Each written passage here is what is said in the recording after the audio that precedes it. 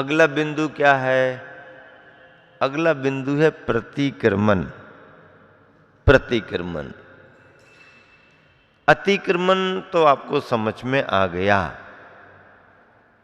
अपनी मर्यादा के बाहर कार्य करना अतिक्रमण है। अपनी रेखा का उल्लंघन करना अतिक्रमण है। दूसरों को सताना, परेशान करना, दूसरों को दबाना, दूसरों को दबाना और दूसरों का दबाना, दूसरों को दबाना और दूसरे का दबाना, दोनों में फर्क है ना। दूसरे को दबाना और दूसरे का दबाना दोनों ही अतिक्रमण है। भारतीय नीति में अतिक्रमण को स्थान नहीं। भारत की नीति निर्धारित है कि हमें किसी भी देश की 1 इंच भी जमीन नहीं चाहिए। किसी भी देश का हमको कुछ नहीं चाहिए। लेकिन इसी नीति के साथ ये नीति भी है कि हमारे देश का भी कोई कुछ ना दबा पाए। ये तो सभी का अधिकार है। अपनी सीमा का रक्षण करना, सीमा की सुरक्षा तो सभी का अधिकार बनता है। अपनी सीमाओं को सुरक्षित रखना और किसी की सीमा को दबाना नहीं, ये अपना मौलिक अधिकार है। हम दूसरे का दबाते नहीं हैं। दूसरा यदि दबाना चाहे तो हमें दबना भी नहीं है। दूसरे का दबाना नहीं है तो दूसरे से दबना भी नहीं है। ये उसका अधिकार है। और भारत इसी नीति के साथ अपना काम कर रहा है। सारी दुनिया में इस नीति का सम्मान है। इस नीति को महत्व दिया जाता है। सारी दुनिया इस नीति को पसंद करती है। अपना सुरक्षित रखो, दूसरे के प्रति भला रखो, न दूसरे से दबो और न दूसरे को दबाओ। प्रतिक्रमण भी यही कहता है। न किसी का भय अपने मन में रखना और न किसी को भय दिखाना। अपने अंदर किसी को नहीं आने देना और आपको भी किसी के क्षेत्र में नहीं जाना। प्रतिक्रमण का मतलब यह है, जो हमने अपने भावों से अतिक्रमण किया था, अपने कार्यों से अतिक्रमण किया था, लौट करके पुनः अपने दायरे में आना, लौट करके पुनः वापस अपने घर में आना, इसका नाम प्रतिक्रमण है। जैसे बर्तनों से भोजन पानी का काम करने पर बर्तन गंदे दिखने लगते हैं, तो बर्तनों को क्या करना पड़ता है? बर्तनों को साफ करना पड़ता है। मांजो, बर्तनों को मांज लो, साफ कर लो। साफ होने पर बर्तन ठीक ठाक दिखाई देने लगते हैं।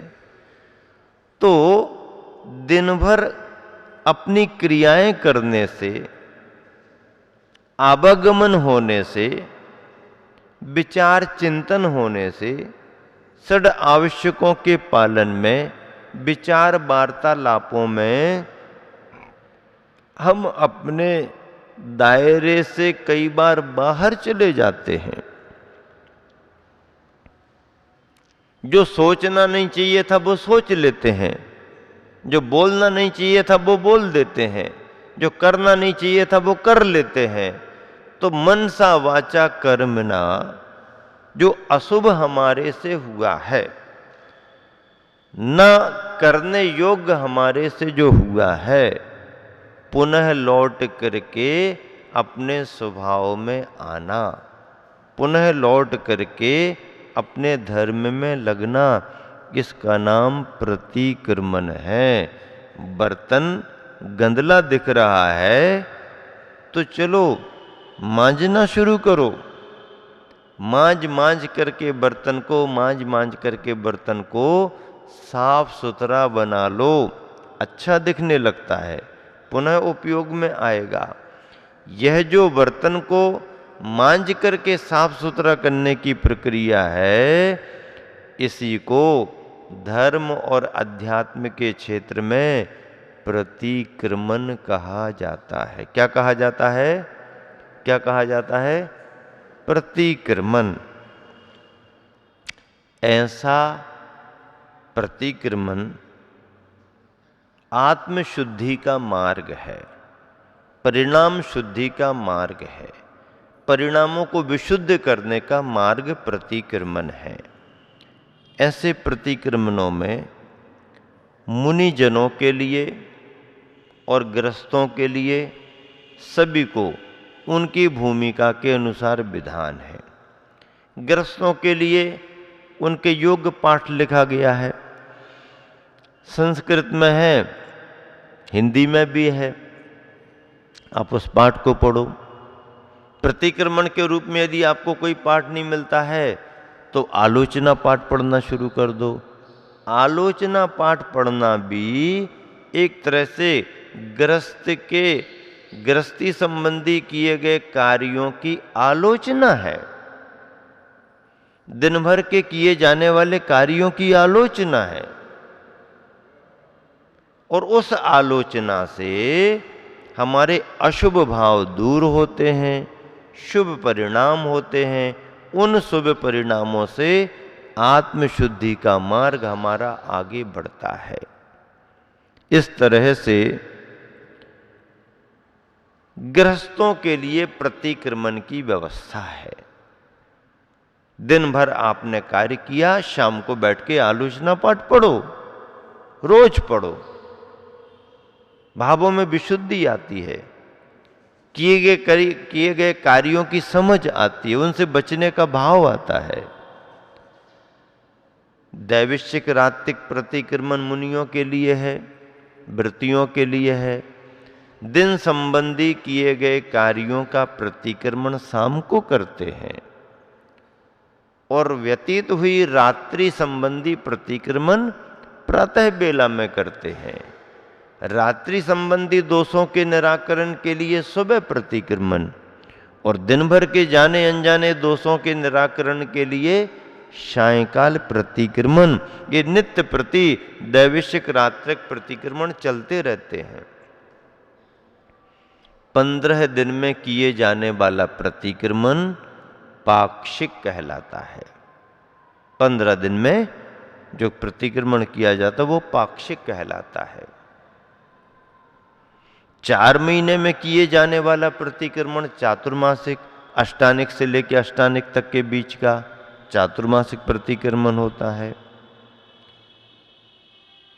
1 साल में वर्ष में किए जाने वाला प्रतिक्रमण सांवत्सरिक 1 वर्ष का प्रतिक्रमण माना जाता है। कहीं कहीं पर ऐसा भी भाव आता है कि कोई 5 साल में करते हैं तो उसको युग प्रतिक्रमण कहते हैं, पर इसकी परिपाटी अभी वर्तमान में नहीं है। वार्षिक प्रतिक्रमण तक की परंपरा क्रम में है। एक प्रतिक्रमण जीवन के अंत में किया जाता है, जब साधक की संलेखना का समय आ रहा और वह साधक योग्य गुरु निर्यापक को तलाश करके निर्यापक के पास पहुंच करके जब संलेखना का निवेदन करता है तो संलेखना स्वीकार करने के पहले वह अपने जीवन भर की आलोचना करता है। उस आलोचना को औतमार्तिक प्रतिक्रमण कहा जाता है। संन्यास काल में किया जाने वाला प्रतिक्रमण बड़ा महत्वपूर्ण माना जाता है। संपूर्ण जीवन के शुद्धिकरण का प्रतिक्रमण माना जाता है। उसको औतमार्थिक प्रतिक्रमण कहते हैं। संलेखना लेने के समय किया जाने वाला प्रतिक्रमण, यह प्रतिक्रमण उन गुरु के चरणों में होता है जिनके चरणों में जाकर के आप संलेखना को स्वीकार कर रहे हो। तो ऐसे ही उसने सीख लिया तस्मिच्छामि दुक्कडम। उस आदमी की एक कुमार से जमती नहीं थी, बनती नहीं थी। गर्मी के दिनों में कुमार अच्छे घड़े बना करके आबे में पका पका करके बाजार में बेचने को लाया। बाजार में रखे उसने, इसके मन में चिढ़ आ गई, क्यों आ गया, कैसे आ गया। अब इसने उपाय निकाला, अपनी दुकान पर बैठे बैठे एक कंकर उठाया, पत्थर उठाया और उसके मटके पर फेंक दिया। मटका फूट गया। कुमार देखने लगा, तस्मिच्छामि दुक्कडम, तस्मिच्छामि दुक्कडम, हमारा दोष माफ हो गया। अरे भाई ये क्या कर रहा, अरे जो हो गया उसके लिए ही तो कह रहा हूं तस्मिच्छामि दुक्कडम। थोड़ी देर हुई, फिर एक पत्थर उठाया, दूसरे घड़े पर फूट गया। ये क्या करते हो तुम, तस्मिच्छामि दुक्कडम। 3-4 घड़े उसने फोड़ दिए। अब तो कुमार से रहा नहीं गया। वो पहले ही से जानता था कि ये हमारे प्रति अच्छा भाव नहीं रखता है। ठीक है, उठ करके गुस्से में आ गया कुमार, क्या कर रहे हो तुम। अरे क्या कर रहे हो क्यों पूछते हो, जो हो रहा उसका ही तो प्रायश्चित ले रहा हूं ना, हमारे सारे दोष माफ हो गए। क्या बात है, कैसे दोष माफ हो गए, तुम सरासर घड़े फोड़ते जा रहे हो और कह रहे हमारी गलती माफ हो गई, ऐसे कैसे हो। अरे हमारे को साधु जी ने कहा है, साधु जी ने एक मंत्र दिया है, एक पाठ दिया है, तुम कुछ भी करो तस्मिच्छामि दुक्कडम कह दो, तुम्हारा दोष माफ हो जाता है। ऐसे कैसे साधु जी ने पाठ बताया, क्या है तस्मिच्छामि दुक्कडम। अच्छा, कुछ भी करो और तस्मिच्छामि दुक्कडम कह दो तो माफ हो जाएगा। हाँ हो जाता है। उसको आई गुस्सा, उसने उठाया एक लठ और जोर से दे मारा। जब उसको गुस्सा आई सामने वाले को तो कहने लगा तस्मिच्छामि दुक्कडम, और यदि आप कहते हो तो और लगाऊं एक आध। तब उसको समझ में आया कि जानबूझ करके यदि हम अपराध करें तो तस्मिच्छामि दुक्कडम से कोई सार निकलने वाला नहीं। हाँ, जानबूझ करके हो या अनजाने में भी हो, यदि भावनात्मक तरीके से विधि को समझ करके पद्धति पूर्वक अपने परिणामों को बदलते हुए और आगे से ऐसा नहीं करेंगे, ऐसा भाव करते हुए तुम उस पद्धति में आते हो, तो वह प्रतिक्रमण का पाठ और तस्मिच्छामि दुक्कडम भी तुम्हारे परिणामों को निर्मल कर सकता है और तुम्हें दोषों से बचा सकता है। सूअर और सिंह की बात आती है। किसकी बात आती है, सूअर यानी सूकर, जंगली सूकर और सिंह दोनों की बात आती है। जंगल में दोनों थे। उसके पहले एक कुमार था और एक नाई था। दोनों ने मिलकर के अपने छोटे से गांव में छोटी सी धर्मशाला बनाई। धर्मशाला क्या, 1-2 कमरे बना दिए, दोनों ने मिलकर के बनाई। लेकिन दोनों के धर्म अलग अलग थे।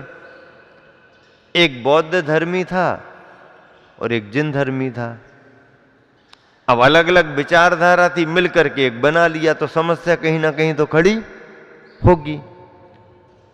एक समय ऐसा हुआ कि मुनि महाराज का आगमन देख करके जिन धर्मी श्रावक ने मुनि महाराज को बसतिका में ठहरा दिया। बाद में बौद्ध साधु आए तो बौद्ध धर्मी श्रावक के मन में भाव आया कि हम अपने गुरु को बसतिका में विराजमान करेंगे। साधु को ले आया। उसने कहा कि भाई मैंने पहले से विराजमान कर दिया, यहां पर असुविधा होगी, आप दूसरी जगह ठहरा दो।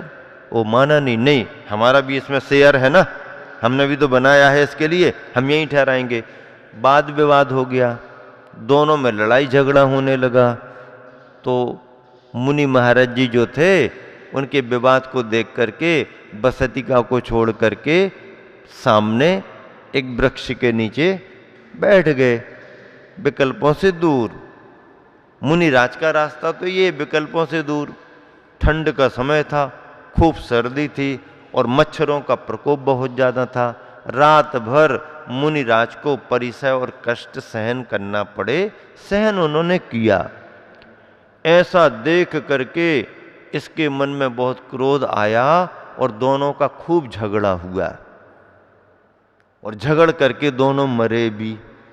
मर करके क्या हुआ, एक सूकर बना और एक सिंह बना। मुनिराज विहार करते हुए जंगल में विराजमान थे। किसी समय ये भी उम्र प्राप्त करके आयु के द्वारा जंगल में सुअर और सिंह विचरण करते रहे। एक दिन गंध सूंघ करके सिंह के मन में भाव आया कि वही वाले कोई यहाँ पर हैं, गंध आ रही है, जिनकी वजह से झगड़ा हुआ था। और अंदाज लगा करके वो गुफा की ओर बढ़ा। मुनि महाराज गुफा में थे।